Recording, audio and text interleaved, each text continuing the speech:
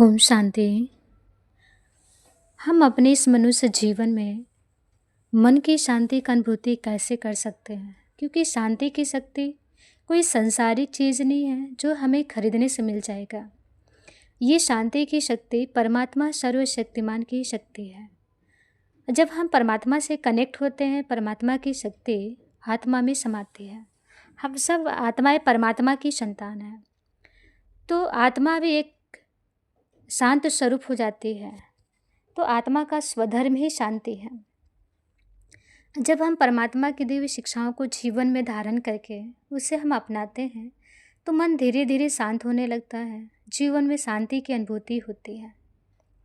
जब हम परमात्मा को भूलकर इस संसारिक भौतिक दुनिया में उलझे रह जाते हैं, दुखी बातों में रहते हैं, व्यर्थ के विचारों में डूबे रहते हैं, जो हमारे मन को अशांत का अनुभूति कराते हैं। तो इसीलिए हमें सभी व्यर्थ के बातों से बचकर परमात्मा की याद से अपने जीवन में शांति की अनुभूति करनी है। ओम शांति। ओम शांति।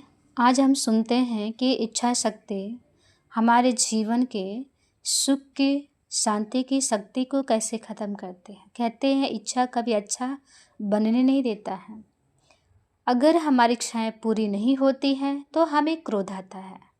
जब क्रोध आता है तो हम दुखी होते हैं, और जब इच्छाएं पूरी हो जाती हैं तो फिर लोभ बढ़ता है, और लोभ इतना आता है तो इच्छाओं की लिस्ट ख़त्म नहीं होता है। तो इसीलिए हमें अच्छा बनना है। जो भगवान ने हमें जीवन में दिया उतने में खुश रहना, संतुष्ट रहना है। जीवन में उतना ही कमाइए जो जीवन जीने में आवश्यक है। बाकी संसार में भौतिक चीज़ों के पीछे मत भागे, उसे जीवन दुखी और असंतुष्ट रहता है मन। तो इसीलिए जीवन को अच्छा बनाने के लिए और जीवन की शांति का अनुभव करने के लिए इच्छाओं पर कंट्रोल करें। और सबसे अच्छी बात है कि हमें परमात्मा को याद करें, क्योंकि जो भी हमारे पास है परमात्मा की दी हुई अमानत है, उसे अपना समझ लेना, अमानत में खयानत। सब परमात्मा को बस सौंप दीजिए। ओम शांति। ओम शांति। आज हम सुनते हैं कि हमारा मन हल्का कैसे रहे। जैसे कि हम जानते हैं आत्मा का शक्ति मन है जो सोचने का कार्य करता है। तो हमें ये पता होना चाहिए कि हमारे सोचने की कैटेगरी क्या है। कई बार हम बहुत ज़्यादा व्यर्थ सोचते हैं, कई बार हम बीते बातों को ज़्यादा सोचते हैं, और कई बार हम ऐसा बहुत सारी बातें ऐसा सोचते हैं जो हमारे मन को दुखी करता है। और दुखी मन सदा भारी भारी लगता है। तो इसीलिए हमें व्यर्थ सोचने से बचना है, फालतू सोचने से बचना है। हम जितना व्यर्थ कम सोचेंगे उतना हम खुश रहेंगे, और वो खुशी हमारे चेहरे पर दिखाई देगी, चेहरे पर मुस्कुराहट रहेगी। इसलिए हमें खुश रहना है, मुस्कुराते रहना है। उससे पहले हमें मन से मुस्कुराना, व्यर्थ से बचना है। ओम शांति। कहते हैं कि अपनी ज़िंदगी में जितना हम नम्रता धारण करते हैं उतना ही हम सुखी रहते हैं, उतना ही हम सेफ रहते हैं। कई बार हमारी अकड़ और हमारा कठोर स्वभाव हमारे ही दुख का कारण बन जाता है। तो एक एग्जाम्पल से सुनते हैं। जैसे मान लीजिए दांत और जीभ है। दांत हमेशा अपने कठोर अवस्था में है और जीभ हमेशा अपने नम्र अवस्था में रहती है। जीभ इसलिए डरती है कि कहीं दांत हमें काट ना दे, और दांत इतना कठोर है और इतराता है कि मैं बहुत मजबूत हूँ, कठोर हूँ, ताकतवर हूँ। इसलिए जीभ हमसे डरती है। लेकिन कहते हैं कठोरता और अहंकार ज़्यादा दिन तक नहीं चलता है, और वो हमारे ही अंत का कारण होता है।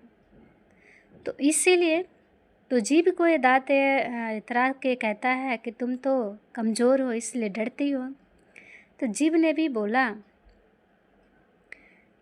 कमज़ोर नहीं, ताकतवर हूँ और सदा सेफ रहती हूँ। और तुम्हारा क्या, तुम तो बाद में मुंह में आते और पहले ही निकल के चले जाते हो। यानी कि कठोरता हमारे स्वभाव को, हमारे जीवन को दुख भरा देता है। तो इसीलिए हमें कठोरता को छोड़ के नम्रता और मिठास अपने जीवन में, अपने नेचर में धारण करना चाहिए। तो सुनते हैं एक सत्य की बात। कहते हैं खुश रहना सीखें। खुश रहना है तो ज़िंदगी के फैसले अपनी परिस्थिति देखकर ही लीजिए। दुनिया को देखकर जो फैसले लेते हैं वह हमेशा दुखी रहते हैं।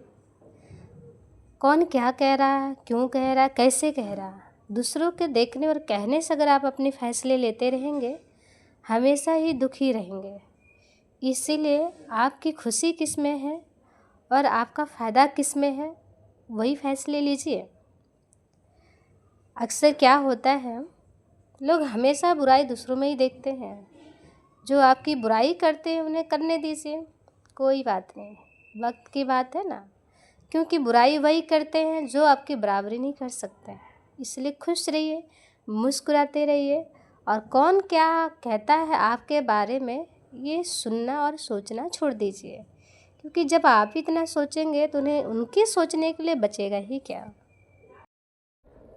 ओम शांति। आज हम सुनते हैं कि दूसरों को क्षमा कैसे करें। तो क्षमा करने से पहले हमें अपने दिल की गहराई में पहले तो रहम दिल की भावना हो। रहम दिल अर्थात दूसरों पे रहम करना और उन्हें माफ़ करना। अपने प्रति रहम दिल बनकर अपनी पुरानी भूलों और गलतियों को भूल जाए। जो हमसे गलतियां हुई हैं या फिर दूसरों से हुई हैं उनको भी भूल जाए। दूसरों को भी दिल से क्षमा कर दे। क्षमा करने से दिल स्वच्छ हो जाता है, मन हल्का होता है। तो परमात्मा की दुआएं भी मिलती है, जिन्हें क्षमा कर दिया उनकी भी दिल की दुआएं मिलती हैं। तो परमपिता परमात्मा के क्षमा के पात्र भी हम बन जाते हैं।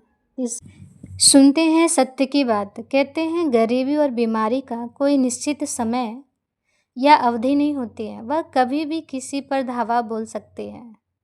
इसलिए कभी भी अपने धन या शारीरिक बल पर मत इतराना, क्योंकि परमात्मा का दिया हुआ है। और जब परमात्मा का दिया हुआ अपना अमानत समझ लेते हैं तो अमानत में खयानत होता है। अगर किसी में भी इतना बल है कि छीन ले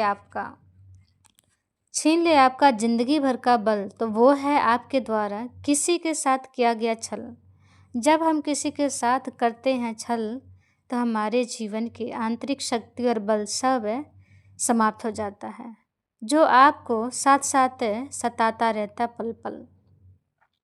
इसलिए जीवन में किसी भी बात का घमंड या गुमान मत कीजिए, क्योंकि घमंड और गुमान पर किया हुआ कोई भी किसी भी बात पर वो अंत में उसका अंत ही हो जाता है।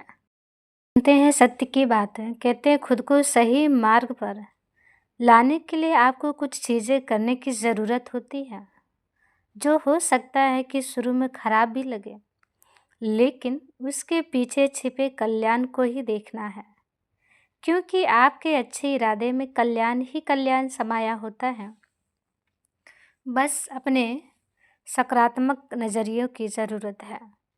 कहते हैं ना, जब माँ अपने बच्चों के गंदे कपड़े उतारकर साफ कपड़े पहनाती है, तब अगर बच्चा रोता तो भी माँ उसके आंसुओं की बिल्कुल भी परवाह नहीं करती, क्योंकि वो बच्चों का हित और अहित बेखूबी जानती है। ठीक वैसे ही कहते हैं कि परमपिता परमात्मा भी हमारी इच्छा की परवाह किए बिना हमें वही प्रदान करते हैं जो हमारे लिए अच्छा और उचित है। तो ध्यान रहे कि वक्त और भगवान से बड़ा कोई नहीं है।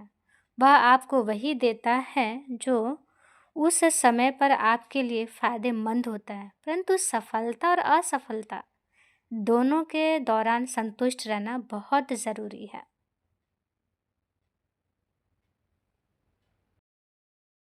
सुनते हैं सत्य की बातें, कहते हैं हम स्वयं ही अपने जीवन के लेख और अपने मन को पढ़ने वाले बने। क्योंकि जितना हम अपने आप को पढ़ेंगे, जितना अपने आप का टीचर बनेंगे, जितना अपने आप चेकिंग करेंगे, उतना ही हम जीवन में अनुभवी बनेंगे, हर परीक्षा में पास होंगे। जितना अधिक हम स्वयं को जानते हैं उतना ही कम हम दूसरों की स्वीकृति की आवश्यकता होती है। इसीलिए अपने आप को जाने, अपने आप को पहचाने और अपने आप को खुद ही पढ़ना सीखे, यानी कि अपने आप को पहचाने, दूसरों को देखने बजाय खुद देखे। तो जीवन में कभी भी हम धोखा नहीं खाएंगे। जीवन में हर बात का अनुभव बढ़ता रहेगा। तो आज से हम स्वयं को जाने पहचाने।